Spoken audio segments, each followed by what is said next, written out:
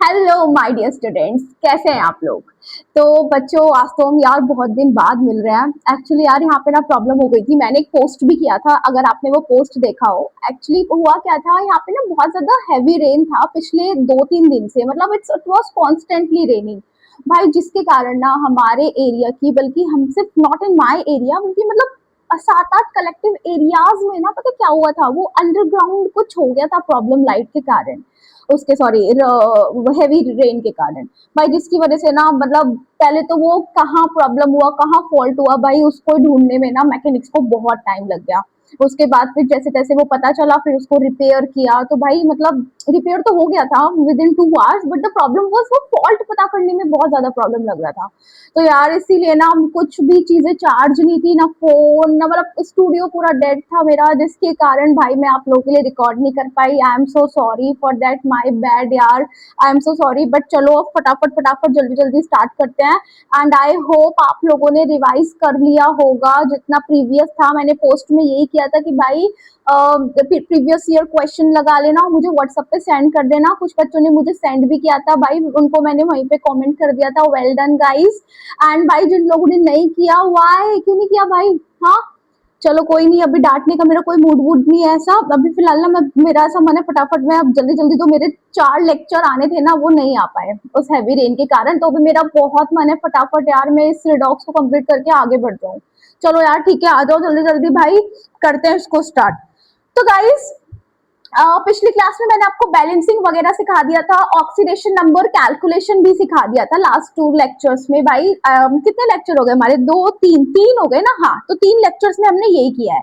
तो स्टूडेंट्स आज हम स्टार्ट कर रहे हैं अपना लेक्चर 4। जी हाँ माय डियर स्टूडेंट्स, लेक्चर 4। तो लेक्चर 4 में आज मैं आपको पढ़ाने वाली हूँ क्या, equivalent concept and law of equivalence. भाई बहुत ही जरूरी बातें हैं, ध्यान से सुन लो जो अभी मैं आपको बताने वाली हूँ।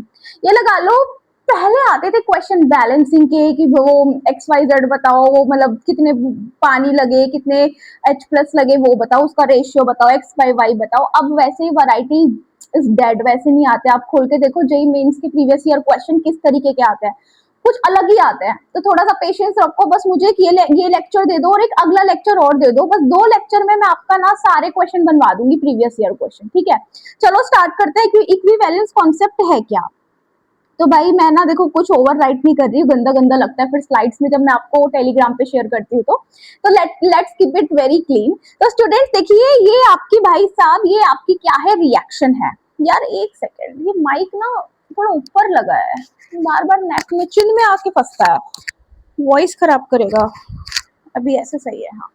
हाँ जी, तो स्टूडेंट्स देखो, ये है बच्चे क्या आपकी रिएक्शन। भाई इस रिएक्शन को देख के अगर मैं कहूँ फटाफट अपने मोल कंसेप्ट वाले मोड में आ जाओ, तो तुम लोग क्या कहोगे, मैम हमें तो इतना पता है कि ए मोल जो है ए के, वो रिएक्ट कर रहे हैं विद बी मोल, किसके, बी के, एंड बी, एंड वो क्या दे रहे हैं, ऐसा करने पर they are giving C mole of C K and D mole of D K, है ना। यही पता चलता है ना अगर मोल कंसेप्ट वाला मोड ऑन कर दे तो।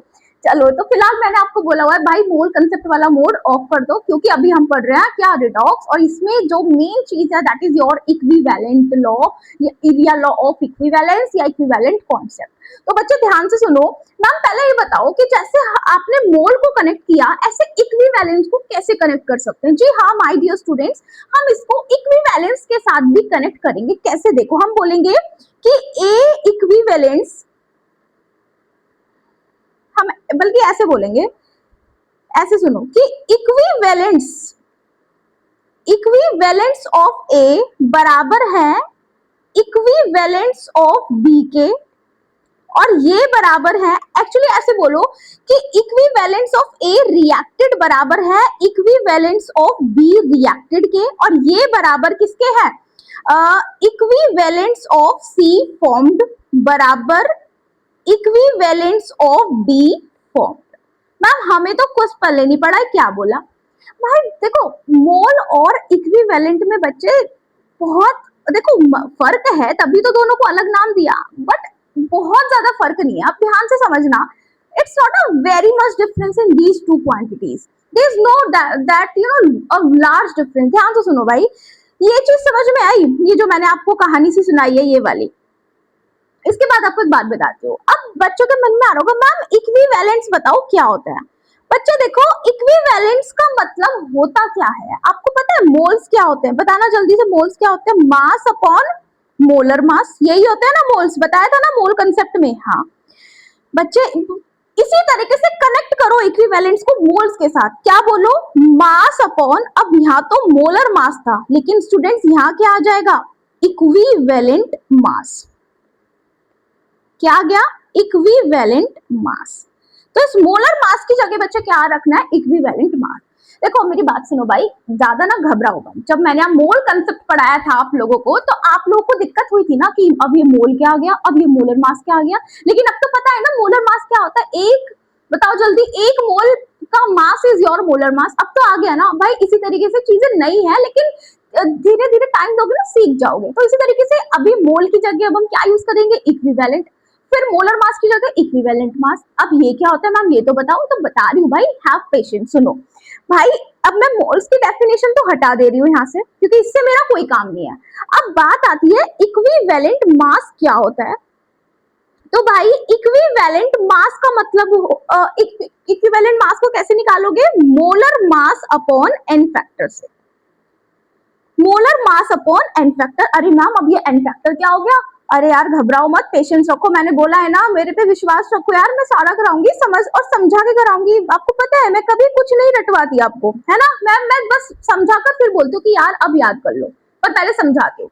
सुनो भाई एन फैक्टर कैसे निकालते हैं, तो अब ये एन फैक्टर की पूरी कहानी मैं आपको अगली स्लाइड में पढ़ानी है, तो अभी बस यहाँ पे थोड़ा सा रुक जाओ कि एन फैक्टर क्या होता है, प्लीज यार मेरी मान लो, यहाँ पे रुक जाओ।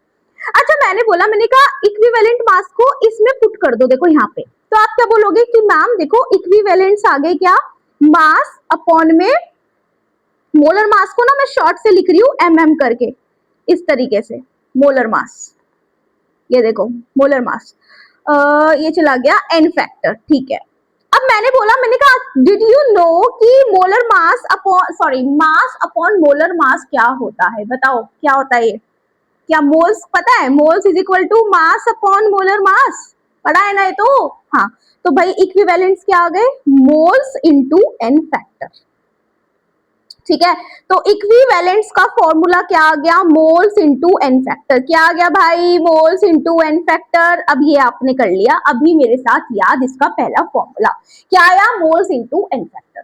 अच्छा मैम ये लॉ ऑफ इक्विवेलेंस जो हेडिंग में है, अच्छा आपने इक्विवेलेंट कॉन्सेप्ट तो हमें समझा दिया, हमें समझ में आ गया, बट ये लॉ ऑफ इक्विवेलेंस क्या होता है बच्चे, लॉ ऑफ इक्विवेलेंस भी इसी को कहते हैं। जब मैं पढ़ती हूँ क्या कि इक्विवेलेंट जो है ए के बराबर है, बी के बराबर है, सी के बराबर है, डी के, यही क्या है बच्चे मेरा क्या, law of equivalence. This is my what, this is my law of equivalence. अब मैम एक बात बताओ, मोल कंसेप्ट ही सही था ना, इस कॉन्सेप्ट को क्यों ला रहे हो फालतू में। बच्चे मोल कंसेप्ट के लिए ना हमेशा ध्यान रखो भाई, मोल कंसेप्ट के लिए रिएक्शंस बैलेंस करके ही लगाना पड़ता है मोल कंसेप्ट को, लेकिन ये जो आपका लॉ ऑफ इक्विवेलेंस है आप विदाउट रिएक्शन बैलेंस करे भी लॉ इसको लगा सकते हो। भाई मोल कंसेप्ट तो कहता है पहले आप इनको बैलेंस करो, स्टोइचियोमेट्री को हिसाब से चलोगे, लेकिन इक्विवेलेंट से ऐसा कुछ नहीं होता, ऐसा कुछ नहीं होता इक्विवेलेंट से। इक्विवेलेंट का ये है कि जितने ए के इक्विवेलेंट उतने बी के इक्विवेलेंट, उतने सी के उतने डी के, समझ गए कहानी। चलो ओवर राइटिंग हटा देते हैं, क्लियर है। हाँ अब मैं आपको एक बात बताती हूँ, जिस तरीके से भाई हमने जब वो मोल कंसेप्ट पढ़ा था तो मैंने आपको क्या पढ़ाया था, लिमिटिंग रिएजेंट पढ़ाया था कि नहीं। हाँ तो लिमिटिंग रिएजेंट मोल कंसेप्ट वाले केस में मैंने बताओ कैसे निकालना सिखाया था, जल्दी से बता दो, पता है यार आप लोगों को कैसे निकालते हैं मोल कंसेप्ट वाले चैप्टर में, लिमिटिंग एलआर बोलते हैं ना इसको शॉर्ट में, तो एलआर बराबर number of moles upon stoichiometric coefficient, जिसका एलआर कम, भाई जिसका ये रेशियो कम वही, देखो क्या बोला था मैंने, जो जिसकी एलआर की वैल्यू कम वही क्या है मेरा लिमिटिंग रिएजेंट, बताया था ना ये मैंने, बोलो बोलो यार जल्दी बोलो, है ना। हाँ अब तो मैम इस वाले चैप्टर में ये जो रिडॉक्स वाला चैप्टर है इसमें कैसे निकालोगे आप इक्विवेलेंस, ये सॉरी लिमिटिंग रिएजेंट, तो बच्चों यहाँ पे निकालोगे इक्विवेलेंस, है ना। और इक्विवेलेंस मैम कैसे निकालेंगे, भाई ये रहा formula n into n factor, ये रहा n इंटू एन फैक्टर, तो यहाँ पे बोलोगे जिसके इक्विवेलेंट्स कम वही क्या है आपका लिमिटिंग रिएजेंट, ये एक पीवाईक्यू है, मैं सब कुछ कराऊंगी, प्लीज हैव पेशेंस। इसी कॉन्सेप्ट पे बेस्ड हमने पीवाईक्यू भी लगाया हुआ है, ठीक है, आया हुआ है 2026 में ही आया था।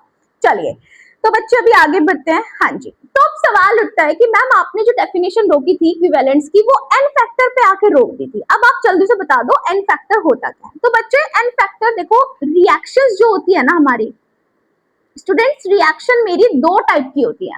एक तो होती है भाई रिडॉक्स रिएक्शन, और एक क्या होती है मेरी नॉन रिडॉक्स रिएक्शन।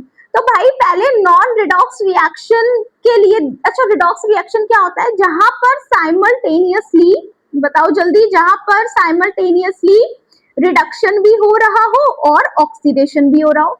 लेकिन नॉन रिडॉक्स में ऐसा कुछ नहीं, एक बारी में ऑक्सीडेशन हो रहा हो या एक बार रिडक्शन हो रहा हो, है ना, इस तरीके से चीजें हो रही हो, तो इनको बोलते हैं नॉन रिडॉक्स रिएक्शन।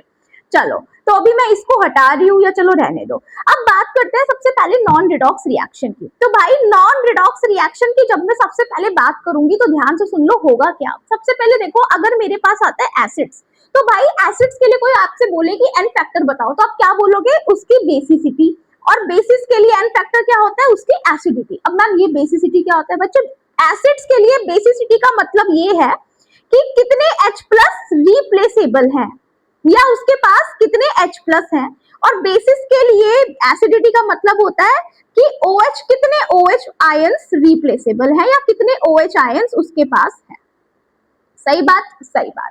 अब देखो ध्यान से सुनो, जैसे पहला क्वेश्चन है मेरा H3PO4 का एन फैक्टर आपको बताना है। क्या बताना है बच्चे, एन फैक्टर। तो कैसे बताओगे एन फैक्टर, तो कितने H प्लस है या कितने H प्लस रिप्लेसेबल है, एक ही बात है। तो आप देखोगे मैम यहाँ पे 3 है, तो फिर आप लिख दो कि मैम इसका एन फैक्टर कितना है, 3। इसी तरीके से H2SO4 में 2 H है तो 2 एन फैक्टर। भाई इसी तरीके से अब ध्यान से सुन लो, ध्यान से सुन लो, क्या बताऊंगी कि यहाँ पे बोलोगे मैम 3 H और 1 H। नहीं बच्चे, यही वाला H जो है इसके एन फैक्टर में इंक्लूड होगा। और मैम बेरियम हाइड्रोक्साइड के केस में बता दो, तो बेरियम हाइड्रोक्साइड के केस में जितने OH है कितने हैं, 3, तो 3 ही क्या है इसका एन फैक्टर। समझ गए कहानी, समझ गए कहानी। चलो अभी आगे बढ़ते हैं, ये हो गया एक केस। अच्छा नेक्स्ट देखना, कहता है कैलकुलेट एन फैक्टर फॉर, इन तीनों के लिए आपको एन फैक्टर निकालना है। तो अच्छा एक बच्चे के मन में आ रहा होगा मैम आपने बोला जितने H वहां पे हैं वही उसका एन फैक्टर है, तो मैम देखो 3H 3H 3H, तो इसका एन फैक्टर 3, इसका एन फैक्टर 3, इसका एन फैक्टर 3। तो बच्चे आप हो गए गलत। अच्छा इस केस में तो भाई आप लोग सही हो, इसका तो 3 है बट इनका 3 नहीं है। ऐसा क्यों मैम, तो स्टूडेंट ध्यान से सुनो, अभी मैंने आपको केमिकल बॉन्डिंग नहीं पढ़ाया, तो हैव पेशेंस, अभी याद कर लो। लेकिन जिनको केमिकल बॉन्डिंग आता है या फिर जिसको अभी जो बताऊंगी वो समझ में आ रहा है तो समझ लो।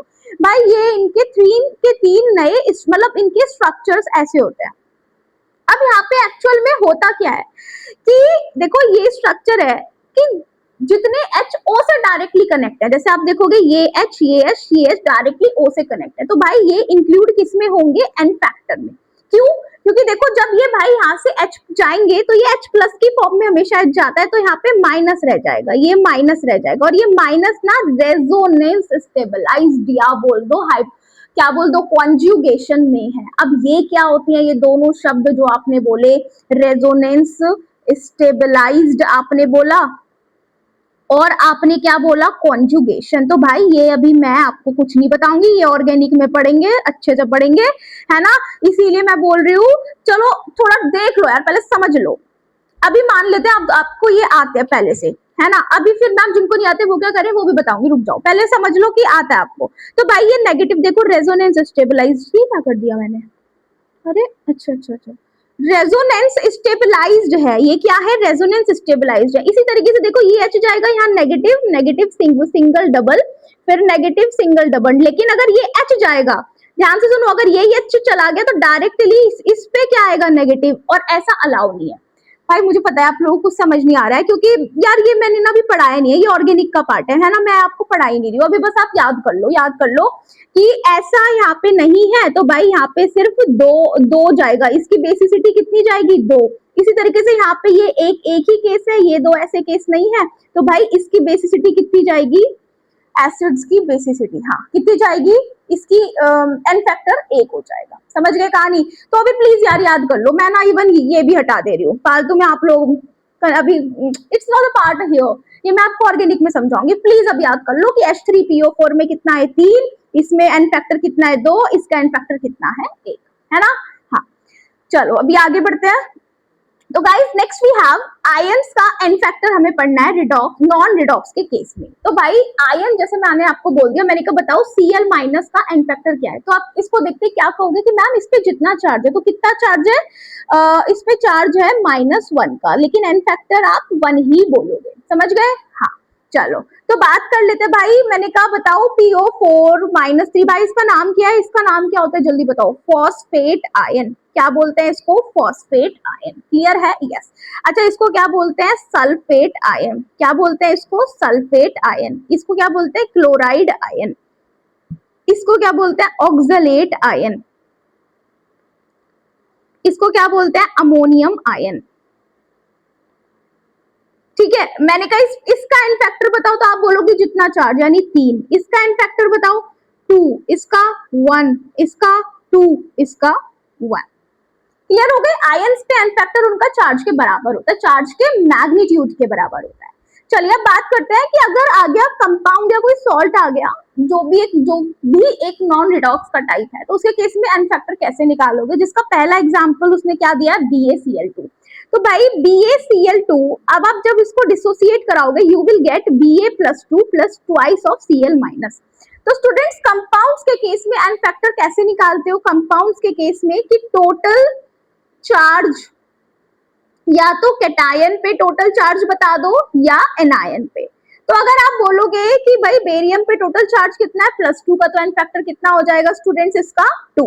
मैंने कहा एनायन पे कितना है टोटल चार्ज, तो आप बोलोगे मैम 2 क्लोरीन पे, एक क्लोरीन पे होता है -1, एक क्लोरीन पे है -1, तो 2 पे कितना होगा, तो -2। तो भाई एन फैक्टर कितना हो जाएगा 2। तो स्टूडेंट देखो एन फैक्टर बराबर आए ना दोनों के केस में, इस पे भी 2 इस पे भी 2। तो आप चाहे कैटायन की बात करो या एनायन की, आपका चार्ज सेम ही आएगा। ठीक है, जैसे मैं अगर आपको दिखाऊं करके एक और एग्जांपल देती हूँ, जैसे if I give you second example, क्या दूं बताओ, K2SO4 का एग्जांपल देते हैं। मैंने कहा ये एक सॉल्ट एक कंपाउंड है, इसका आप मेरे को एन फैक्टर बता दीजिए। तो आप क्या कहेंगे बच्चे, आप कहेंगे कि मैम देखो हम इसको डिसोसिएट करेंगे 2K प्लस में SO4 -2। तो देखो टोटल पॉजिटिव चार्ज कितना है 2K पे +2, तो एन फैक्टर कितना आ गया इस पे 2 और इस पे एन फैक्टर 2। समझ गए ना, ऐसे निकालना है। अच्छा मैम हमें तो ये डिसोसिएट करना ही नहीं आ रहा, पहले तो हमें यही सिखाओ। तो स्टूडेंट देखो कैसे डिसोसिएट करते हैं वो भी देखो। भाई जो चीज पहले लिखी है, इसके पैरों में क्या है 2, इसके पैरों में क्या है 2, तो भाई ये 2 इस सल्फेट के सर का ताज बना दो। क्या बना दो, इस सल्फेट के सर का ताज, यानी और उसको माइनस दे देना, जो बाद में लिखा है माइनस, फिर प्लस लगाओ आगे। अच्छा ये 2 है ना, हाँ, तो भाई ये 2 अब इसके आगे लगा दो, इसके यहाँ पे लगाओ, है ना, इसके साथ लगाओ 2K। अच्छा इस सल्फेट पे कितना है टोटल 1, तो भाई इस 1 को इसके सर का ताज बना दो +1 लगा के, है ना। तो ये कुछ यार इस तरीका, ये कोई छोटा सा तरीका आप देख लो, मैं बच्चों को ऐसे ही समझा देती हूँ, ये समझ भी जाते हैं। आप देखो आपको आया कि नहीं, ठीक है, ओवर राइटिंग हटा देते हैं, क्लियर है ना। तो इस तरीके से आप कर सकते हो। जैसे चलो एक और एग्जांपल दूं, चलो कैल्शियम क्लोराइड से समझाती हूँ, CaCl2 के एग्जांपल से मैं आपको समझाती हूँ। मैंने बोला कि पहले वाला पॉजिटिव दूसरे वाला नेगेटिव, दूसरे वाले के पैरों में क्या है 2, तो वो पहले वाले के सर पे लगा दो, यानी Ca+2। मैंने कहा ये जो खुद Cl2 है ना, इसके पैरों में क्या 2, तो उसके आगे लगा दो। मैंने कहा Ca के बताओ पैरों में क्या है, आप कहोगे मैम कुछ नहीं है तो 1 मान लो, तो भाई दूसरे वाले के सर पे लगा दो माइनस साइन के साथ। ठीक है, इस तरीके से ये चीज आपको करनी है। मैं इसको दोबारा लिख देती हूँ, क्या किया है हमने, CaCl2 का, ठीक है ना। चलो आप एक मैं आपको देती हूँ, आप करके देखना,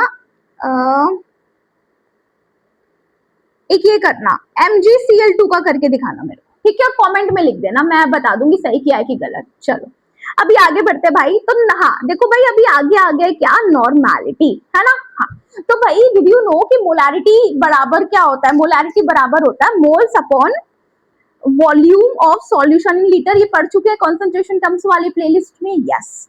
भाई नॉर्मैलिटी बराबर क्या होता है, अब देखो ध्यान से सुनना, जिस तरीके से मोलैरिटी होता है moles upon volume of solution in litre, तो भाई नॉर्मैलिटी भी कुछ इसी की तरीके का होता है। क्या, कितने equivalents present in volume of solution in litre. बस यहाँ पे मोल्स को रिप्लेस करके क्या लगा देना है, इक्विवेलेंस का कॉन्सेप्ट आपको यहाँ पे अप्लाई कर देना है। ठीक है, कुछ भी मुश्किल नहीं है भाई, बहुत आसान है। देखो कनेक्ट करके पढ़ा रही हूँ। अब देखो शुरू में आपको दिक्कत हुई थी कि मैम मोलैरिटी समझ नहीं आ रहा हमें तो, बट अब आ गया ना, तो घबराना नहीं है कि मैम हमें तो नॉर्मैलिटी समझ नहीं आ रहा, ये भी आ जाएगा धीरे धीरे। जब बार बार सुनोगे, क्वेश्चन लगाओगे तो ये भी समझ में आ जाएगी। थोड़ा पेशेंस रखो, एकदम घबरा मत जाना। ठीक है, चलो। तो भाई नॉर्मल जिस तरीके से मोलैरिटी होता है मोल्स अपॉन वॉल्यूम, इसी तरीके से नॉर्मैलिटी होता है इक्विवेलेंस अपॉन वॉल्यूम। क्लियर है, मोल्स को हमने इक्विवेलेंट से रिप्लेस कर दिया। और अब आपको सब पता है, इक्विवेलेंस बता चुकी हूँ, मास अपॉन इक्विवेलेंट मास, और इक्विवेलेंट मास भी पता है क्या, molar mass upon N factor. तो भाई जब आप इक्विवेलेंट्स को यहाँ पुट करोगे नॉर्मैलिटी में तो आपको एक ये फॉर्मूला मिलेगा।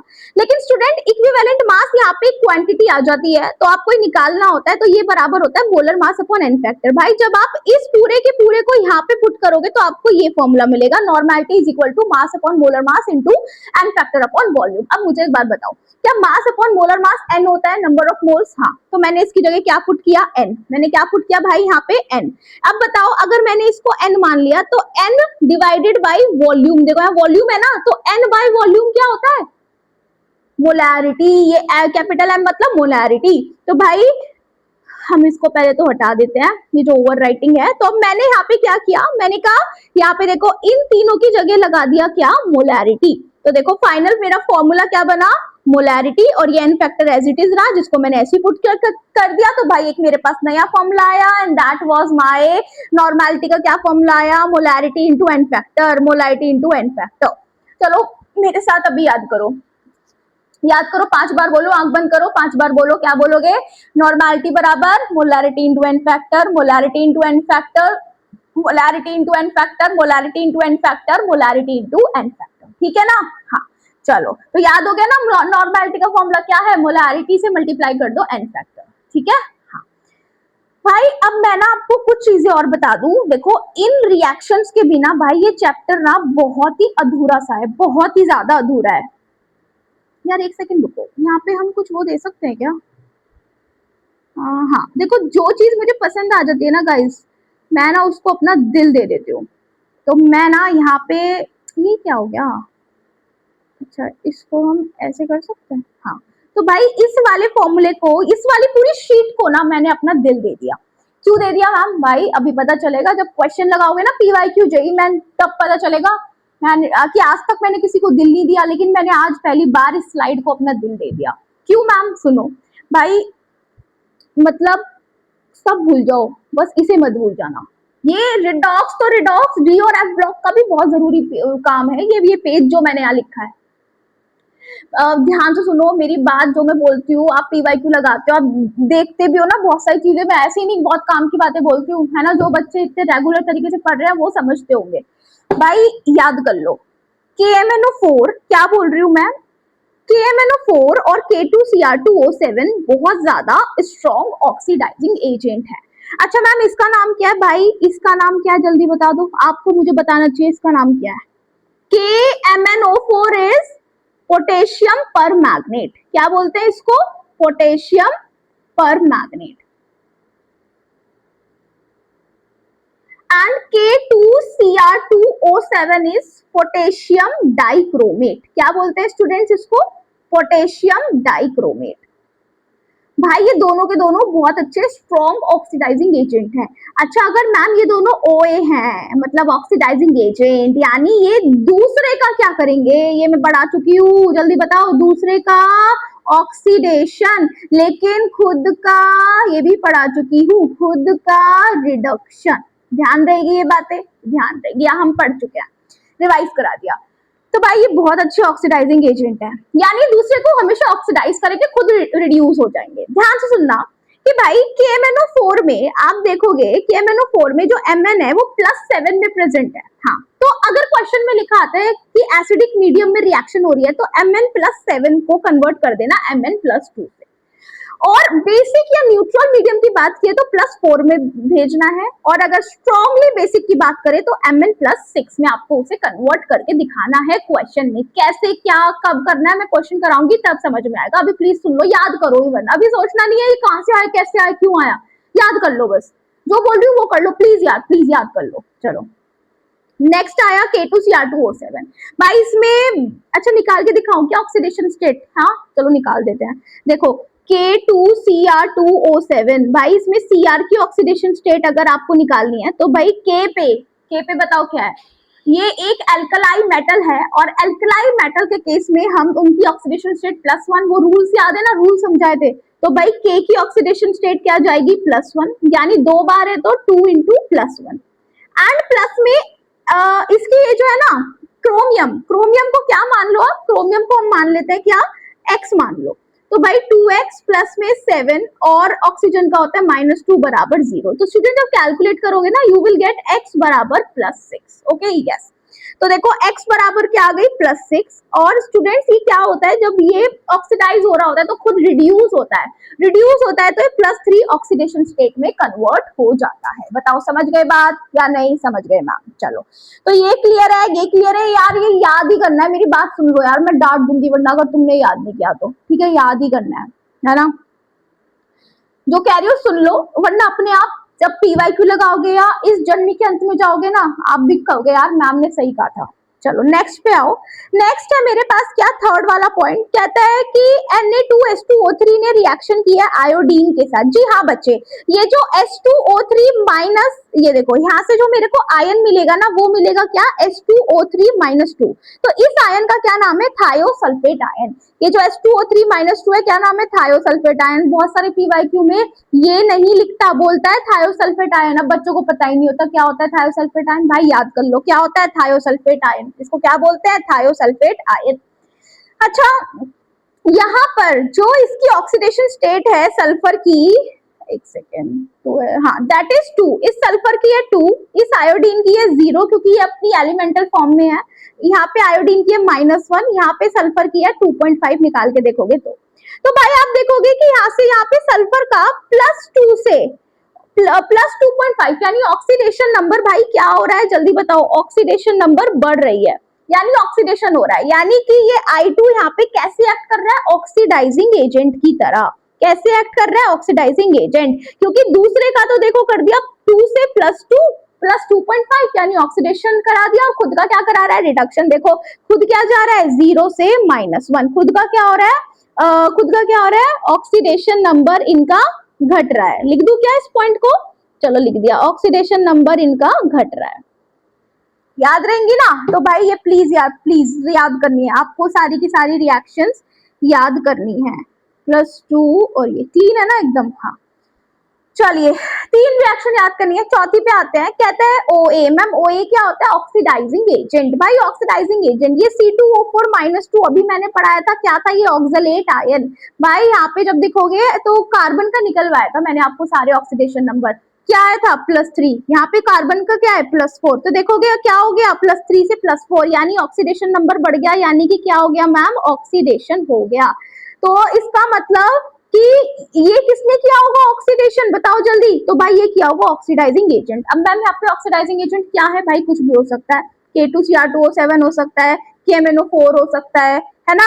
चलो अब बच्चे एक और रिएक्शन याद करनी है कि ऑक्सीडाइजिंग एजेंट Fe+2 को कन्वर्ट कर देगा Fe+3 में। भाई ऑक्सीडाइजिंग एजेंट का बस यही काम है कि वो ऑक्सीडेशन नंबर को बढ़ाता है। ठीक है, तो वहां पे क्या कराता है? ऑक्सीडेशन को करा देता है। प्लीज यार याद रखो कि जो ऑक्सीडाइजिंग एजेंट है, छोड़ो यहाँ पे मैंने लिख ही दिया कि जो ऑक्सीडाइजिंग एजेंट है वो दूसरे का ऑक्सीडेशन खुद का रिडक्शन करेगा। और ऑक्सीडेशन कैसे चेक करोगे? ऑक्सीडेशन नंबर में इंक्रीमेंट आएगा। और खुद का रिडक्शन कैसे करेगा? ऑक्सीडेशन नंबर में डिक्रीमेंट आएगा। समझ गए? चलो अच्छा एक और देख लो कि भाई ये ना ध्यान रखना है कि ये H2O3-2 कन्वर्ट हो जाता है S4O6-2 में। इसको बोलते हैं टेट्राथायोनेट आयन। ये इतना यूज का नहीं है बट मैंने लिख दिया है ना। क्या बोलते हैं इसको? Tetrathionate ion. क्या बोलते हैं इसको? Tetrathionate ion. ठीक है चलो हाँ तो भाई नेक्स्ट वी हैव क्या? चलिए फिर से अभी एन फैक्टर वाली बातें कुछ रह गई थी हमारी, तो वो और देख लो, थोड़ी सी बातें हैं इंपॉर्टेंट। कहता है n factor for redox reaction निकालो। अच्छा इसमें टाइप 1, भाई इसमें तो टोटल 3 टाइप पढ़ने हैं जो बहुत जरूरी है और आते ही आते हैं, आप देखोगे ना PYQ में आएंगे। कहता है reaction in which one element undergoes oxidation and one other element in another compound undergoes reduction. जी हाँ बच्चे मैं समझाती हूँ ये कहता क्या है। इट्स सेइंग दैट कि अब आपको एन फैक्टर ऐसे केस में निकालना है जहां पे एक एलिमेंट का किसी एक कंपाउंड में ऑक्सीडेशन हो रहा हो और दूसरे एलिमेंट का दूसरे कंपाउंड में क्या हो रहा हो, रिडक्शन हो रहा हो। तो आप देखोगे भाई सबसे पहले क्या करो, सबकी ऑक्सीडेशन स्टेट लिख लो। तो जिंक की बोलोगे क्या है, जीरो। क्या बोलोगे, जीरो। आयोडीन की जीरो, क्योंकि ये अपनी एलिमेंटल फॉर्म में है। यहाँ पे Zn+2 आयोडाइड आयन है, यानी -1। अब जब आप देखोगे तो भाई सबसे पहले आप देखो कि जिंक से Zn+2 ऑक्सीडेशन हो रहा है। क्या हो रहा है, ऑक्सीडेशन। ये भी छोड़ो, ये निकालते समय बस आप तो मुझे इतना बता दो कि अगर ऑक्सीडेशन हो रहा है तो कितने से चेंज आ रहा है, चेंज बताओ। तो भाई यहाँ पे 0 था, यहाँ पे +2 है, तो चेंज कितने का आया, तो 2 - 0, तो कितना चेंज आया, 2 का। अब देखो यहाँ पे जिंक है कितना, 1, तो मल्टीप्लाई कर दो किससे, 1 से। 1 सेकेंड रुको, 2 का चेंज आया, 1 से मल्टीप्लाई कर दो, तो बच्चे यही क्या आ गया, इसका एन फैक्टर। यही क्या है, एन फैक्टर। मैंने कहा चलो इसका निकालो, चलो ये तो इसका आया था, अभी I2 का निकालते हैं। मैंने कहा चेंज बताओ, तो आप कहोगे मैम 0 से -1, यानी चेंज कितने का आया, 1 का। ठीक है मैम, लेकिन यहाँ पे आई आयोडीन है कितने, आप कहोगे मैम 2, I2 में 2 आई है आयोडीन, तो मल्टीप्लाई 2। तो मैम यहाँ पे एन फैक्टर कितना आ गया, 2 आ गया। इसी तरीके से स्टूडेंट्स अभी इसका मेरे को बता दो जल्दी से, Zn+2 का मैंने कहा चेंज बताओ, तो आप कहोगे मैम देखो पीछे की तरफ जब जाओगे तो जो चेंज आएगा ना वो +2 से 0, यानी 2 का चेंज आ रहा है। यानी कि मैम 2 का चेंज आया, और जिंक खुद कितना है, जिंक कितना है यहाँ पे, 1। कितना है स्टूडेंट्स, 1, तो भाई इसका कितना आ गया, एन फैक्टर 2। इसी तरीके से बच्चे अब देखो, अब फिर से उल्टा सोचो, रिवर्स सोचो कि यहाँ पे I- से किस में जा रहा है, I2 में। अच्छा चेंज बताओ कितने का आ रहा है, तो -1 से 0, चेंज तो पॉजिटिव ही होता है ना, तो 1 का चेंज आता है। तो कितने का चेंज आया, 1 का। और ये खुद भी आयोडीन कितना है, 1 ही है, तो 1 × 1, तो भाई इसका इन फैक्टर कितना हो जाएगा, 1। इस तरीके से निकालना है। समझ गए कहानी, समझ गए। चलो एक और करके देखते हैं। या इसको ना थोड़ा छोटा कर लेते हैं। अरे अरे अरे, एक सेकेंड। हाँ अभी सही है, अभी सही है। हाँ तो अभी हम ना सेकंड वाला करके देखते हैं। भाई इसमें निकाल लो Mn की क्या ऑक्सीडेशन स्टेट है, तो भाई इसकी आएगी +7, इसकी क्या आएगी +3, कार्बन की, ये Mn की, ये कार्बन की, ये फिर Mn की +2 दी है। आयन पे तो ऑक्सीडेशन स्टेट कैसे निकालते हो, +2। अच्छा कार्बन की CO2 में +4 है।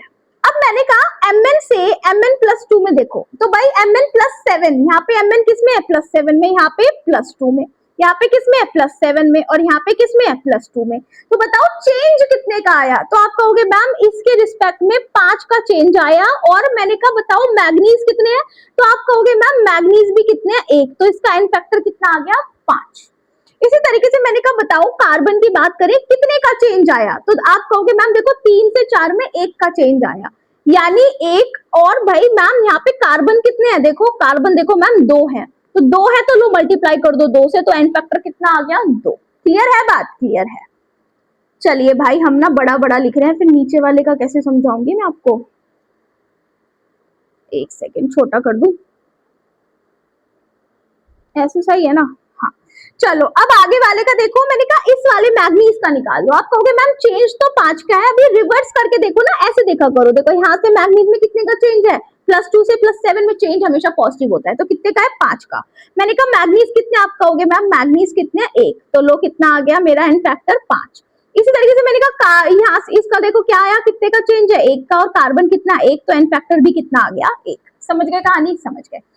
चलो एक और करके दिखाती हूँ भाई, क्रोमियम का कितना है, +6, Fe3O4, बताओ जल्दी जल्दी Fe3O4 का कितना है, बताओ मेरे को, निकलवाया था ना Fe3O4 की ऑक्सीडेशन स्टेट, इसकी निकालो, तो 3x + 4 × 1 ऑक्सीजन पे होता है -2 बराबर 0, तो 3x बराबर 8, तो x बराबर क्या आ गया, 8/3। इसी तरीके से Fe2O3 का भी निकाल लो, तो 2x + 3 × -2 बराबर क्या आ गया, 0, तो 2x बराबर 6, तो x बराबर क्या आ गया, 3। तो यहाँ पे है +3, इस पे है +3, इस पे है 8/3। तो अब आप जब यहाँ पे ध्यान से देखोगे तो आप देखोगे कि भाई यहाँ पे हुआ क्या, +6 से +3 में चला गया, राइट? जी हाँ। अगर ऐसा हुआ तो चेंज कितने का आया, 3 का। लेकिन आप देखोगे क्रोमियम कितने, 2, तो यहाँ पे इसका एन फैक्टर कितना आ गया, 6। मैंने कहा इसी तरीके से देखोगे आयरन किस में चला गया, +8/3 से +3 में, यानी चेंज कितने का आया, तो चेंज लगा लो, 3 में से 8/3 माइनस कर दो तो क्या जाएगा, 9 - 8, तो इसका आएगा 1/3। तो चेंज कितने का आया, 1/3 का। लेकिन भाई आयरन यहाँ पे कितने हैं देखना, 3 आयरन है, तो मल्टीप्लाई कर दो 3 से, कितने से, 3 से, तो कितने का आएगा एन फैक्टर, 1। तो यहाँ पे एन फैक्टर कितना, 1। मैंने कहा इसका बता दो जल्दी जल्दी, तो आप क्या कहोगे कि इसका क्या है, चेंज है 3 का और खुद 1 है, तो एन फैक्टर 3। मैंने कहा इस पे चेंज है 1/3 का और खुद आयरन कितना है बताओ, यहाँ पे आयरन कितना है, 2, तो भाई मल्टीप्लाई कर दो 2 से, तो क्या आ गया, 2/3। ठीक है, तो ये आप क्या है, एन फैक्टर। इसी तरीके से स्टूडेंट्स यहाँ का भी कर लो, चलो इस पे आया था 2 + 2, इस पे 0 -1 और 2.5 बताया था ना अभी पीछे रिएक्शंस में, जो वो पेज इंपॉर्टेंट जिसको हमने अपना दिल दिया था, दिल याद है ना, हाँ। तो भाई आप देखोगे चेंज कितने का आ रहा है, 1 का, और आयोडीन खुद कितना है, 2, तो 1 × 2 इसका एन फैक्टर। मैंने कहा इसका चेंज बताओ, तो आप कहोगे मैम चेंज है 0.5 का और खुद कितना है, 2, तो 0.5 × 2 इसका एन फैक्टर। मैंने कहा इस केस में चेंज बताओ, तो आप कहोगे मैम चेंज है 1 का और ये खुद भी 1 है, तो 1 एन फैक्टर है। मैंने कहा इसमें बता दो, तो आप कहोगे मैम चेंज है 0.5 का और ये खुद कितना है, 4, तो × 4 कर दो, तो क्या आ जाएगा, 2, ये आ गया 2, ये आ गया 1, ये आ गया 1, ये आ गया 2। समझ गए कैसे निकालना है फैक्टर, भाई बहुत आसान है, प्लीज इनकी प्रैक्टिस कर लेना वरना सब दिमाग से उड़ जाएगा, ठीक है। चलो अभी आगे बढ़ते हैं, तो भाई next we have this question, कहता है calculate the moles of KMnO4 required to oxidize 180 gram of H2C2O4 in an acidic medium. रुको पहले इतना लिखते हैं क्या बोलता है, कहता है मोल्स KMnO4 है। अच्छा आपको पता है ना KMnO4 एक ऑक्सीडाइजिंग एजेंट है, हाँ। ये क्या कर रहा है, ऑक्सीडाइज कर रहा है किसको, H2C2O4, यानी ऑक्सलेट आयन है, ठीक है। और ये 180 ग्राम है और आपको इसके क्या निकालने हैं बच्चे, मोल्स निकालने हैं। और बात किस में हो रही है, एसिडिक मीडियम में। किस में बात कर रहे हैं ये लोग, एसिडिक मीडियम में। चलो क्या कहता है, also calculate number of moles of CO2 produce. तो भाई आपको पता है ना KMnO4 इसको C2O4 को किस में कन्वर्ट कर देगा, CO2 में, और एसिडिक मीडियम में ये वैसे होता है +7 में, तो खुद कन्वर्ट किस में हो जाएगा, +2 में। बताया था ना मैंने, अभी आपको बोला था कि एसिडिक मीडियम के अंदर क्या बोला था कि जो Mn+7 है खुद को कन्वर्ट किस में कर लेता है, Mn+2 के अंदर, ठीक है। चलो मैंने बोला, मैंने कहा लॉ ऑफ इक्विवेलेंस लगाओ। लॉ ऑफ इक्विवेलेंस क्या कहता है कि इक्विवेलेंस ऑफ KMnO4 बराबर होंगे इक्विवेलेंस ऑफ किसके, H2C2O4 के, या इसको लिख लो C2O4 - 2 आयन। आप देखोगे कि भाई यहाँ पे ये तो +7 में है, ये होता है +3 में कार्बन, ये वाला कार्बन +4 में और ये मैग्नीज +2 में। मैंने कहा इक्विवेलेंस निकालने का क्या फॉर्मूला होता है, कैसे निकालते हो, मोल्स इनटू एन फैक्टर, है ना, ये फॉर्मूला मैंने बताया। मैंने कहा एन फैक्टर निकालो, तो भाई सबसे पहले बहुत ही कठिन काम है, अगर आपने बच्चे एन फैक्टर ही सही निकाल दिया तो I will be the one of the proudest person on you. बहुत सारे बच्चे यही मिस्टेक करते हैं। कैसे निकाले मैम एन फैक्टर, भाई एक बात बताओ, Mn से Mn में कितने में जा रहा है, +7 से +2 में। मैंने कहा चेंज बताओ कितने का आया, तो आप बोलोगे चेंज आया 5 का। मैंने कहा Mn है कितना, यहाँ पे आप बोलोगे 1, तो Mn का कितना आ गया, 5। मैंने कहा कार्बन पे आ जाओ, मैंने कहा चेंज आया 1 का और कार्बन है यहाँ पे कितने, देखो 2 है ना कार्बन, हाँ, तो भाई ये ओवर राइटिंग हटा देते हैं, तो एन फैक्टर कितना आया, 2। मैंने कहा इस कार्बन पे बताओ, एक का चेंज आया और एक ही कार्बन है, तो आ गया 1। मैंने कहा इस वाले मैग्नीज पे बताओ 5 × 1, तो क्या बोलोगे 5, तो ये क्या आ गए 5, 2, 1, 5, हमने सबका निकाल लिया। पहले इक्विवेलेंस ऑफ KMnO4 निकाल लो, क्या बोलोगे, कैसे निकालोगे, moles into n factor, moles into n factor. बताओ मोल्स कितने हैं भाई, इसके मोल दिए हैं, अच्छा इसके मोल तो पूछे हैं, चलो तो moles into n factor, n factor कितना निकाला, देखो ये निकाला 5 बराबर C2O4 - 2। भाई इसमें बताओ मोल्स इनटू एन फैक्टर। अब मैं कहूं, मैंने कहा एक काम करो, पहले मोल्स निकालो किसके, C2O4 - 2 के। तो क्या बोलोगे मैम, गिवन मास अपॉन में मोलर मास। अब गिवन मास कितना है भाई, एक सेकेंड, देखो मैं आपको बोल दूं, इसको यहां से हटाओ, यहाँ पे लिख लो H2C2O4 ही लिख लो। मैंने कहा गिवन मास कितना दिया है, 180 ग्राम, 180 तो दिया है, देखो ये रहा। हाँ, मोलर मास कितना होता है इसका भाई, इसका होता है 90 ग्राम पर मोल, चाहे निकाल के देख लेना, ठीक है, 90 आएगा आपका, कितना आएगा, 90 आएगा।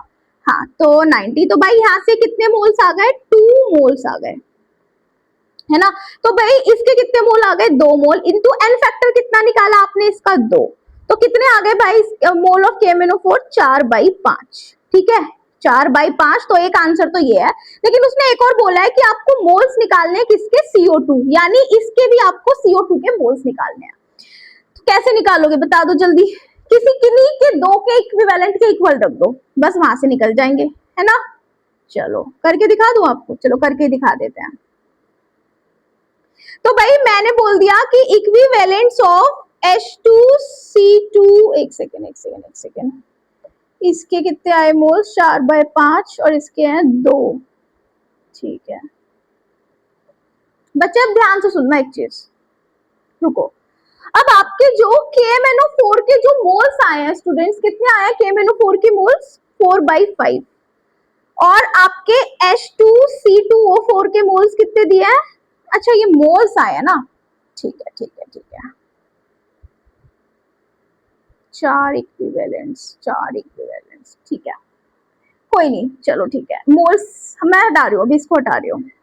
चलो अब मैं आगे क्या बोल रही हूँ, ध्यान से सुन लो। मैंने कहा CO2 के मोल्स निकालने हैं। सपोज मैं ना H2C2O4 को रेफरेंस में लेके मैंने लगाया क्या, इक्विवेलेंट्स ऑफ H2C2O4 बराबर किसके है, इक्विवेलेंट्स ऑफ CO2 के। तो इक्विवेलेंट्स ऑफ H2C2O4 कैसे निकालोगे, मोल इंटू एन फैक्टर, तो मोल कितने हैं, 2 × 2, मोल भी 2 है, एन फैक्टर भी 2 है।